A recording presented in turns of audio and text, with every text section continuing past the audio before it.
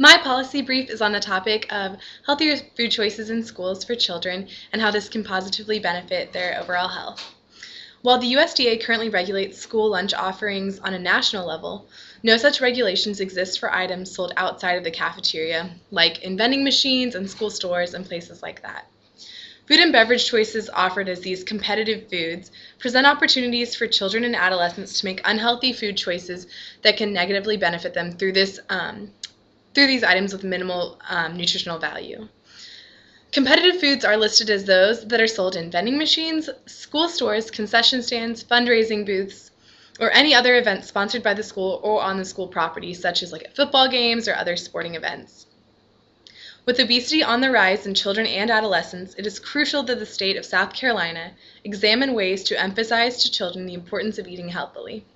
Healthier food choices at schools emphasize to children and adolescents the importance of nutrition and the positive health benefits associated with a healthy diet. Since South Carolina currently has no statewide legislation regulating food and beverage sales outside of the main lunch program, it is imperative that action be taken immediately to rectify this awful situation. 29 states already have policies regulating these competitive food markets, so it makes sense for South Carolina to join them and lead the way in offering healthier food choices for our children.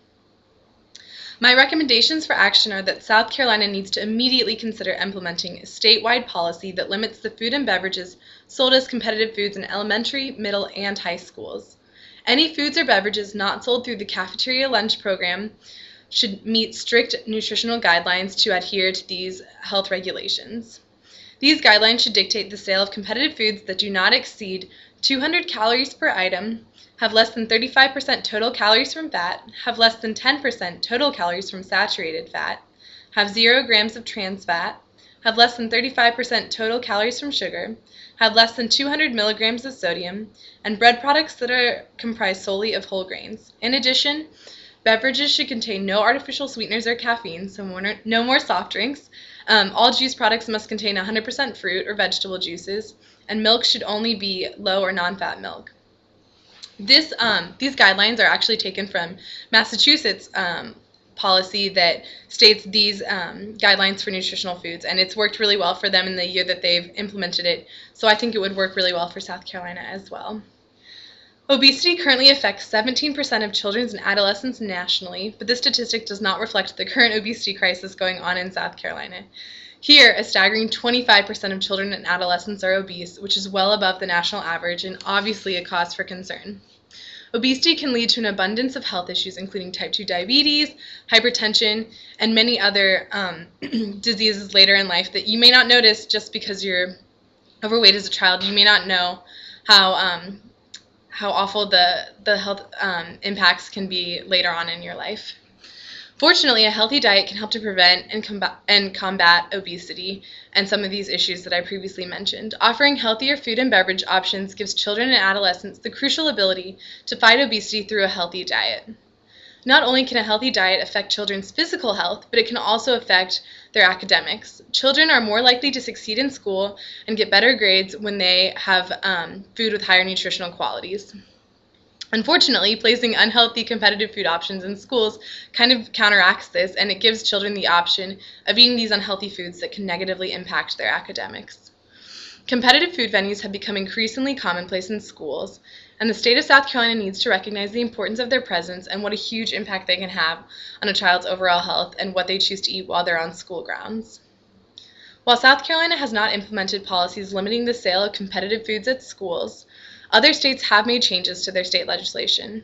In 2005, California and New Jersey both banned the sale of junk food and soda in school vending machines, which is one area where competitive foods are sold.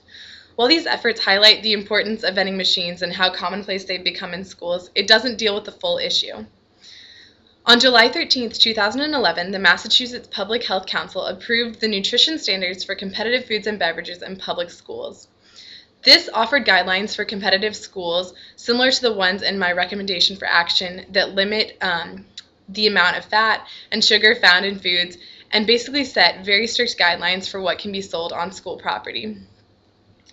I think it would especially be beneficial for the state of South Carolina because so many of our children and adolescents are obese or overweight, and it would really help to set nutritional guidelines for them and to help them make those choices that may not be easy to make when there's so many other unhealthy foods like potato chips and soft drinks available so readily.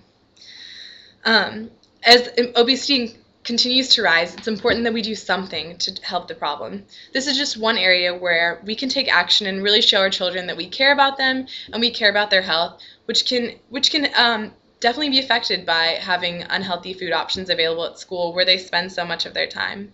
In addition, their academics could be improved by having these healthier food choices in their life, which is something that a lot of children and adolescents maybe haven't thought about before. Since 29 other states have begun to set regulations on their competitive food markets, it's imperative that South Carolina do the same. We simply can't just stay behind the curve. We must realize how important our children's health is and do something to help them along the way. Setting strict guidelines for nutritional values of competitive foods would show the state how much we care about their health and how much we really do want our children to succeed in school and in life after they leave our public school system. Two places that would benefit from this kind of information and from viewing this policy brief would be the South Carolina Education and Public Works Committee. And this House committee deals specifically with education issues, and so they would definitely be interested in knowing more about things that could help the public school system. And secondly, the South Carolina Department of Health and Environmental Control, or DHEC, which most of us know it as, would be an additional venue that could benefit from receiving this policy brief because they specifically state that they try to promote and protect the health of the public. And this is definitely a very pressing public health issue. Well, thank you for taking the time to listen to my policy brief, and hopefully such guidelines can be set soon in South Carolina.